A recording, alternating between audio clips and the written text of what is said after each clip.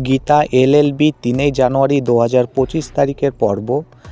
গীতা একটি জটিল মামলার মুখোমুখি হয়, যেখানে সমাজের প্রভাবশালী ব্যক্তিদের বিরুদ্ধে দাঁড়াতে হয় তাকে। এই পর্বে আপনারা দেখবেন গীতা জানাতে পারে যে একটি প্রভাবশালী ব্যবসায়ীর অবৈধ কার্যকলাপের লিপ্ত এবং সাধারণ মানুষের ক্ষতি করছে। তিনি এই অন্যায়ের বিরুদ্ধে লড়াই করার মামলা সহজ নয়। প্রভাবশালী ব্যক্তিরা গীতার পথে নানা বাধা সৃষ্টি করে, কিন্তু গীতা তার সহকর্মী ও বন্ধুদের সহযোগিতায় প্রয়োজনীয় প্রমাণ সংগ্রহ করতে শুরু করে।